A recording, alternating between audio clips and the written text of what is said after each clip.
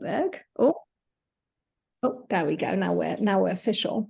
My name is Naomi Goldberg. I'm part of the product marketing team here at HiBob, and I am delighted to invite you to our webinar today on creating a culture of consistency and equity around compensation. And I am joined today by these two fabulous ladies who are going to share their wisdom with us. I'm joined by Ronnie Reich, who is the Director of Compensation and Benefits, HRIS and People Analytics at Yotpo. And I'm joined by Rosa Tapini, who is the Head of People Operations at Sprouts. Welcome, ladies, and thank you very much for your time. We really appreciate it. Thank you for the invitation. Thank you, Naomi. Just to give a little bit of housekeeping, the session will be recorded and we'll be sending it out to you afterwards in case you want to share it with anyone from your team. And you have an option in the Q&A to post questions. We will try our best to answer as many as we can, and whatever we don't answer, our team will get back to you after the webinar with an answer, so you get all the information that you need. Just going to make sure that most people are here, because I know some people like to start exactly on time. We have a large European audience today, but we also have people from across the globe. So I guess we're saying good morning, good afternoon, and good evening to everybody who is joining us now. And we're going to kick off in just 1 minute to make sure that we start promptly and on time.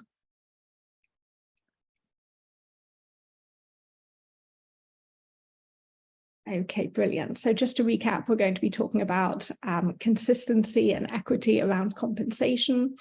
My name is Naomi Goldberg, and I am joined here by Ronnie Reich from Yotpo and Rosa Tapini from Sprouts. And we're going to talk a little bit about pay transparency and pay equity and the things that are keeping the HR and the compensation teams up at night around these issues. What do we mean by pay transparency? How transparent do we need to be? Are we dealing with pay transparency regulations across different countries that we may be operating in? I know these are all real sort of hot topic issues that have been causing a lot of stress for different people. So Ronnie, I'm going to ask you to tell me a little bit about your global setup. Do you have offices in different locations? Are you dealing with different teams with different rules around pay transparency? So yes, definitely. And hi, everyone. Nice to meet you. So yes, we have offices in Israel, in North America, New York, Austin, and Toronto, London, Sofia in Bulgaria, and Sydney. And also we have subcontractors in Kiev, Warsaw, and the Philippines. So we do have a global presence. So an awful lot of different rules and regulations for you to keep track of. Definitely. And Rosa, tell me about the setup that your team are dealing with. Yes, of course. Hello, I'm Rosa. I'm from Scrooge. It's the English, the Greek, let's say, written form of the famous writer. So we are located in Athens, Greece. Thank God we are only located here, so I don't have to deal. I have to deal only with one labor law legislation. And we are a marketplace. We're the biggest marketplace here in Greece, and we're employing something like 570 people. I think this is in a nutshell. Okay, brilliant. And Ronnie, can you tell me, what do you see as being the key kind of challenges around pay equity that are facing your team right now, your very global team?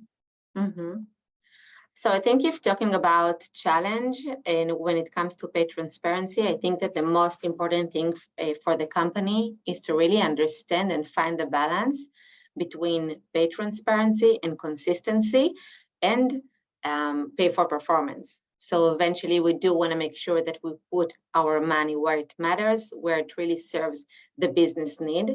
But on the other hand, of course, making sure that we are consistent and we do pay equally.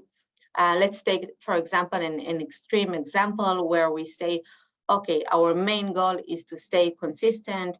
So what we do, we give the managers very specific guidelines. For those levels, give this and this increase, and for the other levels, give this and this. But then what tools do we give to the managers if they want to make sure that they really compensate, or they really make sure that they recognize their best performers. So I think this is the main challenge that we have, the balance, finding the right balance between pay consistency, pay equity, and pay for performance. Yes, definitely. I know that's something that the HiBob team have also been it's been keeping them up at night as well. And Rosa, what do you feel that the challenges that you have around pay equity for your team? I feel for Rory. I agree totally. I think these are some issues that for HR departments never stop. So for our organization, the challenge here is that we grew too much the last 3 years. So we doubled our headcount. This means that we have new roles, different roles that we were not used to it. So paying to the market, or ensuring that people with roles with the same value are paid the same. It's one of the challenges that we've been facing for the last year or so. So how do you ensure that all these new roles that you're introducing, they're paid equally with other roles that you already have in the organization?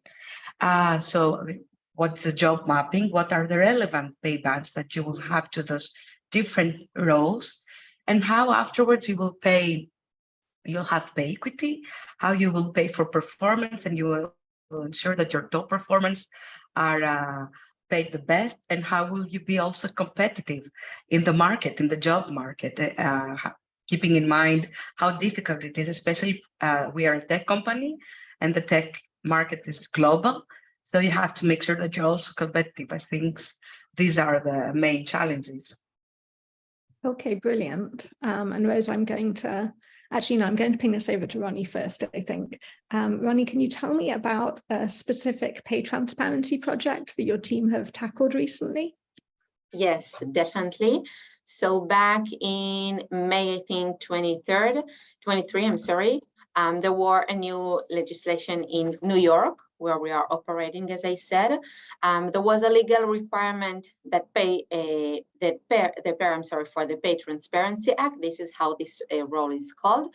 Employers with 15 and more employees are required to include a pay scale for job posting, including internal, external job posting, and even job posting through a third party. So we gladly, of course, embraced the new legislation, and of course made sure to add salary ranges for each job posting. But I will say that it brought along significant challenges that might impact, first of all, our competitiveness. Actually, we're exposing our salary ranges to other companies. We compete against them on talent. And on the other hand, our retention and engagement rates, because we are exposing also salaries also for our existing employee, who will, and rightfully, compare themselves to the published ranges that we just published and see where they are positioned in the range. Automatically, they will ask questions. What does it say about my current earning? What does it say about how my company, how my managers see me, my role, my contribution? Should I ask for a raise? So I think this was the new project that we had to deal with, but of course it brought with it challenges that I just described. Yes, that's an awful lot of work standardizing salaries, and we hadn't yet released the compensation bands at that point to be able to help you with the standardization. But hopefully for other companies facing these challenges now, they'll have those types of tools available to them. And talking of the compensation bands, Rosa, your company was one of the first companies to test them out for us, and we were very grateful for your feedback. So can you tell me about the sort of challenges that you faced around pay transparency? And I think your company has something quite unique to be kind of adding here. Yes, thank you. You see, transparency has always been one of our core values and part of how we work here at Scrooge. It's part of our DNA. So we have been using compensation bands for quite some time. I think for the last 5 or 6 years, that they were quite visible to all people managers. So all managers knew their department's bands. And we started more unofficially communicating to the employees that you belong to this band. If you want to move forward to the next band, which is this one, you have to grow, you have to level up, things like that. So in our informal conversation, they were always part of how we communicated. We were transparent. We didn't have them somewhere that open, let's say in a wiki or an intranet, but people knew. And so the first thing that we have been using compensation bands for quite some time. And it was also the main tool that we were using for making compensation decisions during our review process. So we were saying things like, okay, I'm a level 3 engineer, I'm progressing to a level 4. This means that I'm matched to this compensation band. So my payroll adjustment should be within that range, for example. And this was part of our way of working. Implementing Bob, it was and the compensation, but we were very eager to be part of this beta testing because it made our compensation review flow easier. Our managers could make decisions on the spot. They didn't have to go through documents or Excel files. They could see the previous salary, the new salary, the existing pay band, and how the next one where it will start. So I think in the way we have been working, pay transparency has been following some steps. Right now, we are in the step that everybody knows their band, and our next goal for 2024 is to make all our compensation bands public to everyone, so that everyone will know what is the compensation band per level and per role. And it's a challenge here, but I believe we have tested it again in that one or two teams. We said these are the pay bands per level, and they received it quite positively because now they know. They don't have to fill in the gaps by themselves. They have this information and they know where they stand, how they can grow finance from compensation point of view. So we believe that going publicly and fully transparent, it will be a success. So wish us luck. It sounds very exciting. And Ronnie, you're facing different types of challenges because you're working on a specific region, and you also had all the compliance kind of side of things to deal with. Can you tell us a little bit more about that and how you tackled it? Yes. So right now we're not using the feature that we have in Bob, in which we are mapping our different employees to their job bands. So we have to do it by Excel. And what we actually do, we use the compa ratio. We do see this element as a very important parameter that we can use that actually neutralize all the different angles of the objective components like level, like geos, and really allows us to compare between our employees, for example, to see where we stand in terms of gender pay, how much, it's not how much do we pay, it's more like how much our female employees are positioned against the market and the different markets, but I don't really care what is the market since I'm using the compa ratio.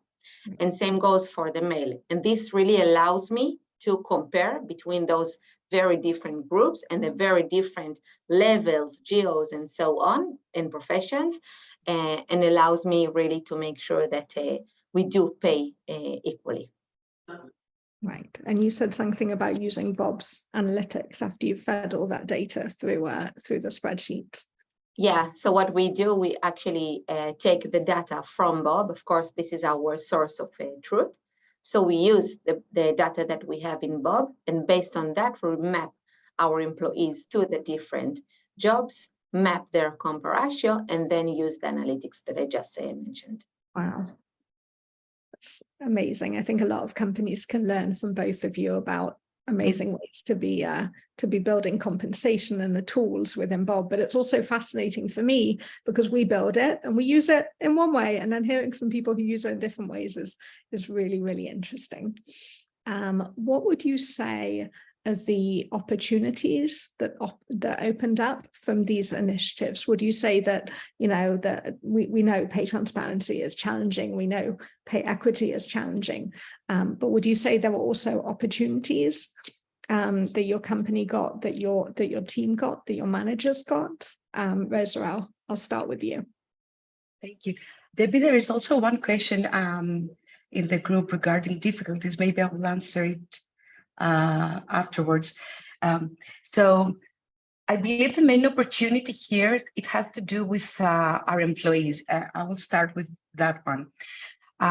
People, at least our employees have been asking for this transparency. They've been asking to know what are their bands, how they can progress to the next compensation band, how proposal reviews are taking place, how decisions are made. So our goal is to provide all this information, because we believe that when you know, as I said before, you don't fill the gaps on your own. You do not make scenarios. You are more straightforward and people are aware. Compared to already, the good thing is that we are located in one region, so it makes it more easier to handle just one law, and I can see the complexity in their operations.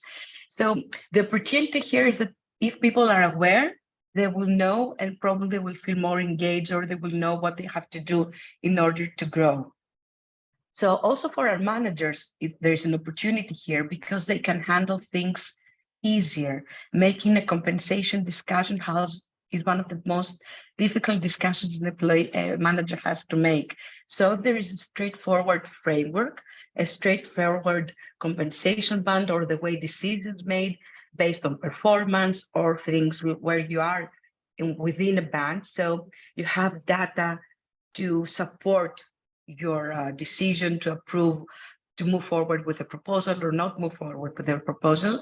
So this gives a tool to their managers to how to handle these difficult conversations or how to make decisions regarding compensation.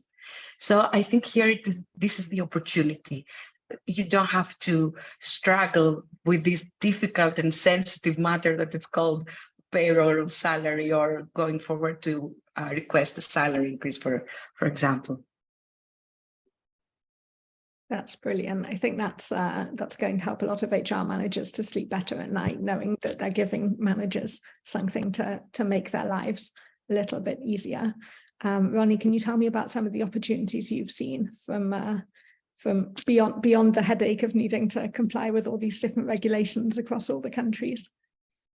Definitely, I will echo Rosa. First and foremost, it really allows us to be a company that's really proud of how she pays how it pays for its employees. So it's taking the culture and our values and really show how we are executing it. We are making sure that at least once a year, we are publishing through the entire company exactly the analytics that I just shared, showing that we are paying equally for female and male. So this is one part, okay? Making sure that our employees are retained, they are engaged, they are feeling connected to the company because they feel connected to the values that we are bringing to the table and we are showing them. I think this is the main thing that really, the main opportunity that we have here. Another opportunity is the discussion that we have in the company around compensation. So it really allows us to bring very professional and data-driven discussion. Once a manager comes to take a decision regarding their team's compensation, they are taking so much parameters into account in order to make sure that their decision is the most accurate one and the most accurate. And when I'm saying accurate, I mean accurate that really serves the business needs, the business goals, the team agenda. So I think these are the two main advantages that I will mention here. Hugely important that you are aligning with company values, and also that you're giving your managers data in front of them. We're big fans of data here at Bob. When our compensation team tried out the bands and our analytics, like, this is great, more data. You can never have too much in front of you. And I'd like to ask you, Ronnie, I'll start with you first. What steps would you recommend for HR and compensation managers who are looking to create better consistency in 2024? Okay, so I think that first I would use external benchmark and internal benchmark tools. So I think that the most important thing is really for us to make sure that we are feeling comfortable with how much we pay to our employees, that we feel that we are attractive and we are feeling that we are competitive. So I think that first we need to map our employees through any region to external and internal, it's not less important, and internal benchmark. And based on this data, start analyzing and ask yourselves, where do you want to be? How do you want to position your company's compensation against the benchmark? Really build the pay philosophy behind your decision, and based on that, create guidelines that serves this philosophy. Amazing. So get all your managers on the same page, understanding what the company's trying to do, and then bring the data from HR to help them to get there. Exactly. Amazing. And Rosa, how about you? Of course, we'll add on what Rory said. So yes, I agree. The first step is the benchmarking externally and internally. For us, I believe that a very important step, and I will answer a couple of questions that they're also in the chat, was the job mapping. What does it mean? First of all, you have to make sure that roles that they do, they have the same impact and the same value, somehow are paid the same. And this is for us was the second step, do a good job mapping. The second part was to see the employees on that role, how do they fit, and on their level, how do they fit within that band? Are there people that are out of their band? Are there people that they're in the next band for a more junior level, for example? So you have to make sure before you go fully transparent that you have corrected these outliers. So before we went live, we made sure that we didn't have outliers. This has taken us 2 years to iron this out, because it's not easy, especially when you're in a growing phase. You will make hiring decisions that they are not best regarding compensation. Either you will pay someone too high, or you might find roles that in the market are paid higher and you will start them from a lower level. So for us, it took 2 years to make sure that we don't have people outside of the bands, either in the minimum or in the maximum, let's say, edge. So this is the second and most important part, because the sooner that you get your compensation bands out, either within the team or publicly in the whole organization, everyone will start saying, where am I? Yes. And of course, the effect that if they feel they're paid less than what they should, you don't want this feeling. You have to make sure that any incorrections, you have taken care of them before you go live. So I would say these were the steps that we followed, and I see them actually working in practice. So I'm just going to do a little recap on you. Get your job mapping right. Fix your gaps before you publish your bands, so that your people don't get grumpy, and make sure that everybody's on the same page in terms of what those levels look like and what's going to be happening. Of course.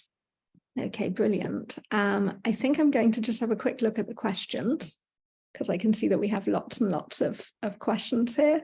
Rosa and Ronnie, do you also see the questions? Is there a particular question that one of you would like to start with?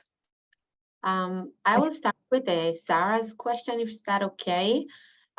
Sarah is asking, what education did you prioritize with your teams to help create transparency? Is comp ratio a data piece you have shared and seen success with? So I think it's very important question, because The big question that we need to ask is how much do we want to expose our employees? Do we want them to understand how they are positioned against the market? Meaning, do we want them to be familiar with their comp ratio, or do you want only the managers to be exposed to? So I will say that our agenda right now is to expose the comp ratio only to the managers, to the ones who make salary decisions. I think that this is very important, since this is the discussion that we need to take when we're coming to a comp decision. In terms of education, so we really made sure that our managers understand how do we calculate the comp ratio, what companies, because we're not using all the companies that we have in the different markets. So what companies did we decide to use as our targeted sample, and really making sure that they understand how and where they want to position their employees. Because eventually, if I'm, for example, I would say that I would like all our, my pay philosophy is to make sure that our employees is in the market median. It doesn't mean that I would like all of our employees to be at comp ratio 1, right, meaning that they are exactly at their median. For example, top talent, I might want them to be more than 1. For very juniors who just started their role, I will feel comfortable if they will be 10, 15% below the market. So this is the main education. How did we calculate it, and where do you want to position ourselves against the market median? Just when we were building the compensation module, one of the pieces of feedback we got was exactly that from HR leaders who said we need our managers to not necessarily be able to see the bands, but we need them to be able to see the comp ratio and understand where their people are sitting. And that was one of the features that was kind of really important to us, to have that permission ability to either show the full bands to the managers or to show them just the comp ratio. And we hear exactly what you've been saying, that then it gives them the ability to understand who's above, who's below. Maybe you're okay with having somebody slightly below, maybe you're okay with having somebody slightly above, but it gives you that kind of crucial piece of data in one percentage number. Exactly. Rosa, over to you as a question. Wow, I can see the questions loading. I'm not sure if we're going to get to all of these, but we'll try to get to a few of them before we run out of time. I think there are a couple of questions about the outliers and how we handle them. I think there are 2 or 3 as I scroll down that I found, so might want to answer 3 questions. So I would say that we were quite lucky that we didn't have many outliers. And the good thing that we didn't have many outliers that were in the larger, that were paid more expensively or higher than their level. So that made the problem easier. That is true. I will be fully transparent here. We didn't have many cases. I can recall 1 or 2 cases that were above their, they were paid more expensively than their level.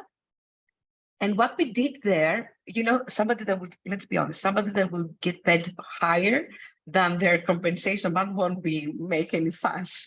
The question here is what happens if other people know about it? Yes, it's people who are under the bands, and when people find out their colleagues are above the bands, those are the under the bands. They were easy. In the next compensation review, we adjust them to their corresponding compensation band. That's an easy solution. And so to the other ones, however, we did a very straightforward and direct conversation. We needed them to know that they're above, they're paid higher than their band, and we needed them to know why. Maybe it was their skill set, maybe it has to do with how many years they were in the company, maybe they were extremely talented, and when we hired them, we really needed their expertise. But we needed them to know, because we also needed them to know going forward with the same framework. This might mean that they would be, their salary wouldn't progress as fast as other employees. Right. And you don't want to lose people. Of course. So somehow this transparency and this going straight forward and direct had a very positive effect, because people somehow said, okay, thank you for being honest. I totally understand. Let's move forward. I will also work more to progress to the next level. So I will be paid as I should be. So again, these are a couple of examples. We only had a couple of cases. We are only 570 people. So again, the head count, the number of cases that they were paid made this easier to have these kinds of conversations. For an organization like Rory's, I don't know how easy that might be or how complicated it might be. I'm just saying, expressing how we lived it. Yes, so yes, people that they were below their band, we decided that we will move forward and adjust them to their corresponding band without any discussion. I think I've covered some questions here with that. Ronnie, how did your team, with your many different locations, how did you deal with closing the gaps? So I'm happy to say that we don't have significant gaps. This is really a philosophy that we've taken across throughout the past years. So no significant gaps. Where there were a gap, so we asked ourselves, because as I said, and also I would like to answer one of the questions that we have here, that how did you decide where in the band people should sit?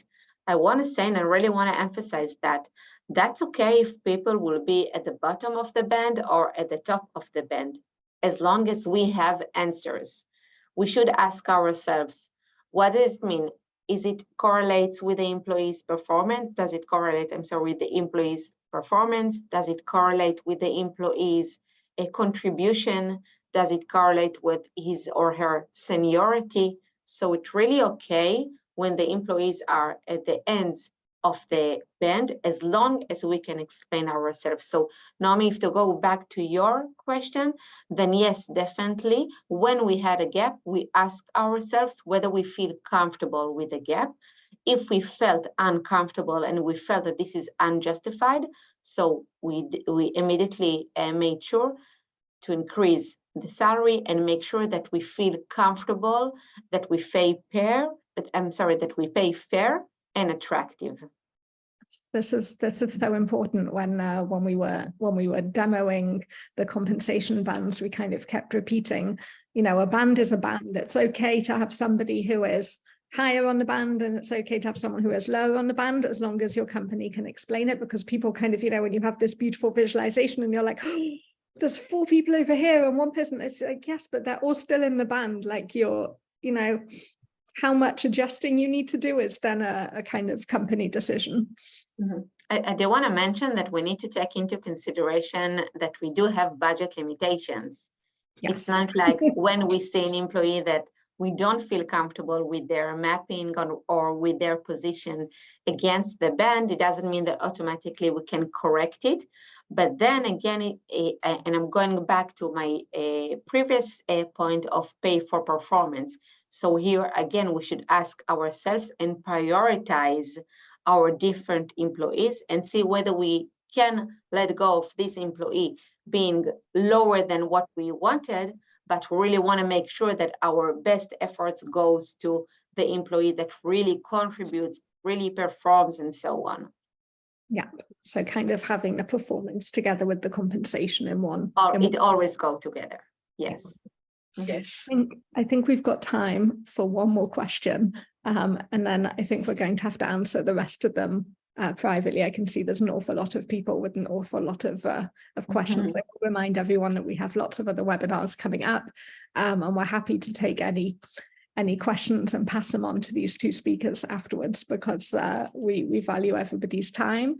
Rosa, is there one more question that you see here that you'd like to take? Yes, I think there was one question regarding the level. Lisa asked it, what happens if people feel they are not put in the right level? Yes. So this is another kind of transparency, I would say, if you ask me. What does it mean that everybody should be aware to which level do they belong? So again, I will take the engineering example. For us, leveling, how do I grow in my role and how do I change level is part of our performance discussions, is part of our framework. We do have a competency framework. Everybody knows that I am a level 3 engineer, and this is what it takes for me, what is expected from me. If I want to move forward to a level 4 engineer, these are the skills and the competences that I have to acquire. So my discussions with my manager are oriented to this direction. They take this direction. I'm moving forward to becoming a level 4 engineer. I need to take these projects, solve this kind of initiative, take ownership, provide solutions. So I'm working to develop those skills. So everybody in the organization know their role seniority from day one. They know that I'm hired here and I'm hired as a level 3 engineer for this and these reasons. And this is what I have to work on to become a level 4 engineer. And this is an information that it's already live throughout the company. I know that Naomi, it's a level 4 engineer, or I know that she might be a level 2 coding account. skills are excellent. Yes, I know that this is a level 2 success manager, for example. This is a transparent and open information to everybody. So to answer Lisa's questions, people know starting day one. So there's for no me, surprise. this is no surprise. So pay, and Rory said it very, very good. Pay for performance and compensation, they go hand in hand.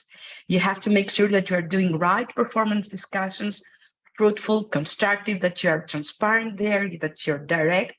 Because if you're not direct there, any compensation discussion will go very, very bad. So you have to be very honest to your feedback. Definitely. Ladies, I want to thank you very, very much for your time and for your amazing insights. And thank you very much to everybody who's joined us. And we'll be sending out the recording to this afterwards. And any questions, feel free to be in touch. And we'd always happy here at HiBob to talk about pay equity and compensation. They're some of our favorite things.